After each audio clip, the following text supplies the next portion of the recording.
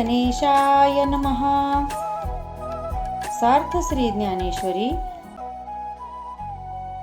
माऊलींच्या चरणी माझे साष्टांग दंडवत. नामा म्हणे ग्रंथ श्रेष्ठ ज्ञानदेवी, एकतरी ओवी अनुभवावी. अध्याय 3 कर्मयोग. मराठी वाचन. ज्यावेळी त्या सृष्टी निर्माणकर्त्या ब्रह्मदेवाने ही सृष्टी निर्माण केली, त्यावेळी त्याने प्राणी आणि त्यांची नित्यकर्मे आचरावेत असे धर्म हे दोन्ही निर्माण केले.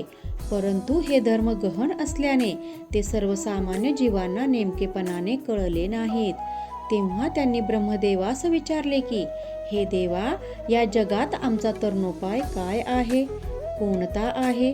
तेव्हा महाविष्णूच्या नाभिकमलातून उत्पत्ती झालेला ब्रह्मा त्यांना म्हणाला, मी तुमच्या वर्णाश्रमाप्रमाणे वर्तनाचे, आचरणाचे विहित नियम धर्म आधीच तयार केले आहेत. तुम्ही फक्त आपापल्या धर्माचे आचरण करा, त्यानेच तुमचा सहज तरणोपाय होईल. तुम्ही व्रतवैकल्ये, उपास तापास, तीर्थयात्रा यांचे कोणतेच कष्ट करू नका. तुम्ही योगाधिक साधने, कामनिक आराधना, मंत्र, तंत्र, अनुष्ठाने यासारख्या मार्गांच्याही नादी लागू नका. तुम्ही तुमचे कल्याण व्हावे ह्या हेतूने फक्त मी जी जी कर्तव्य कर्मे नेमून दिली आहेत ती उत्तम प्रकारे पार पाडा. इतर देवतांना भजायचे कारण नाही. धर्माचरण करा आणि सुखी व्हा. ज्याप्रमाणे एखादी आदर्श पतिव्रता स्त्री ही आपल्या पतीची सेवा निष्कामपणे करून त्या संतुष्ट करते, ती केवळ आपल्या पत्नी धर्माचेच पालन करते, तसेच तुम्ही सुद्धा तुमच्या स्वधर्माचे निष्काम बुद्धीने आचरण करा. ब्रह्मदेवांनी लोकांना पुढे असेही सांगितले की, स्वधर्माचरण हाच तुमचा यज्ञ आहे, तोच तुम्ही कसोशीने आचरा. लोक हो, एक गोष्ट नीट ध्यानात घ्या. तुमचे स्वधर्माप्रमाणे होणारे आचरण तुम्हा सर्व इच्छा पूर्ण करणाऱ्या कामधेनूप्रमाणे लाभदायक ठरेल. ही स्वधर्मरूपी कामधेनू तुम्हाला कधीच अंतर देणार नाही. तुमच्या एकनिष्ठ भावाने केलेल्या धर्माचरणाने सर्व देवदेवता या संतुष्ट होतील. मग त्या तुम्हास जे इच्छित असेल ते सर्व देतील. तुमची ही स्वधर्माचरणाची पूजा तुम्हास देवकृपेने सर्व अप्राप्य वस्तू प्राप्त करून देईल. तसेच ती तुमच्या प्राप्त वस्तूंचे संरक्षण सुद्धा करेल. तुम्ही जर अशा प्रकारे देवांना भजाल तर ते तुमचे कल्याण तर करतीलच, उलट तुमचे एकमेकांवरचे देवभक्त नाते प्रेमाने अधिक दृढ होईल. त्यावेळी तुम्ही जे जे म्हणून करण्याची मनात इच्छा कराल तो तुमचा संकल्प, इच्छाही पूर्ण होईल. तुमच्या मनोकामना पुरतील. नकळत तुमच्या वाणीला वाचासिद्धीचे वरदान प्राप्त होईल. तुम्ही इतरांना आज्ञा देण्या इतके श्रेष्ठ व्हाल. मोठमोठ्या रिद्धिसिद्धी या तुमच्या आज्ञेत राहून तुमची सेवा करतील. वसंत ऋतूच्या आगमनाने जशी सारी वनश्री फळ फुले यांच्या भाराने फुलून जाते, त्याप्रमाणे तुम्ही जिथे स्वधर्माचरण करीत असाल तेथे सर्व सुखांसह देवदेवता या तुमचा शोध घेत येतील. म्हणून सांगतो बाबांनो, तुम्ही तुमचे स्वधर्माचरण करीत राहाल तर ऐश्वर्य संपन्न व्हाल. तुम्हास कसलीच इच्छा राहणार नाही. इथे आणखी एक विशेष धोक्याची सूचना देऊन लोकांना जागे करीत ब्रह्मा म्हणतात, पण देवकृपेने जर संपत्ती सुखे मिळाली म्हणून विषयांच्या गोडीने इंद्रिये जसे सांगतील तसे मात्र वागू नका. तुमच्या स्वधर्माचरण यज्ञाने संतुष्ट होऊन देवता जे सुख, संपत्ती, आनंद देतील तो त्या देवतांना योग्य मार्गाने भजणार नाही.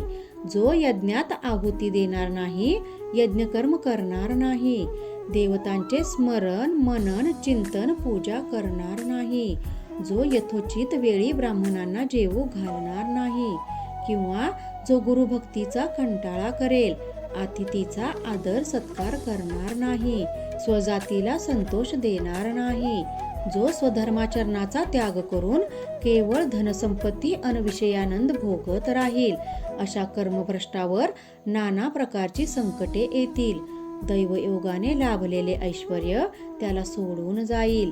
पुढ्यात आलेले सुखवैभव हे सुद्धा त्याला नीटपणे भोगता येणार नाहीत. ज्याप्रमाणे आयुष्याची दोरी संपली की जीव शरीरात थांबत नाही, कर्मदरिद्र्याच्या घरात जसा लक्ष्मी निवास करत नाही, त्याप्रमाणे स्वधर्माचे पालन लोप पावले तर दिवा मालवताच जसा सर्वत्र अंधार होतो, त्याप्रमाणे सुख वैभव निघून गेल्यावर जीवन नैराश्याने काळोखते. याप्रमाणे सांगून ब्रह्मदेव सांगतात की जिथे स्वधर्माचे बोट सुटते, आचारधर्म पाळला जात नाही, सोडला जातो, त्या ठिकाणी त्या व्यक्तीचे स्वातंत्र्य खरोखर नाश पावते. जो आपल्या स्वधर्माचे पालन करणार नाही त्याला काळ शिक्षा करतो, त्याचे सर्वस्व हिरावून घेतले जाते. मग रात्र झाल्यावर जशी स्मशानात भूते नंगानाच करीत तो परिसर जसा ग्रासून टाकतात, त्याप्रमाणे स्वधर्माचरण त्यागी व्यक्तीस नाना प्रकारची पापे वेढा घालतात. अवघ्या त्रैलोक्यातले दैन्य, दुःख अन असंख्य पापे ही त्याच्या संधीनं येऊन निवास करतात.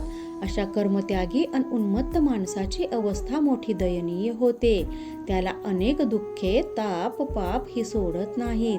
यासाठी ब्रह्मदेव आपल्या प्रजेच्या हितासाठी त्यांना हाच बोध करतात की कोणत्याही परिस्थितीत तुम्ही तुमचा स्वधर्म सोडू नका. इंद्रियांच्या अधीन होऊन स्वैराचाराप्रमाणे वर्तन करू नका. ज्याप्रमाणे माशास पाण्याबाहेर काढला तर त्याचा तात्काळ मृत्यू होतो, तशी तुमची अवस्था होऊ नये असे वाटत असेल तर कधीही स्वधर्माचरणास विसरू नका. यास्तव माझे तुम्हाला हेच सांगणे आहे की तुम्ही तुमच्या उचित कर्तव्य कर्मापासून कधीही मागे फिरू नका, तर सदैव कर्माचरणास तत्पर रहा. कृपा त्या ज्ञानेश्वरीची, करून घ्या शुद्धी भक्तीने अंतरंगाची. रामकृष्ण हरी, गीता भागवत ज्ञानेश्वरी.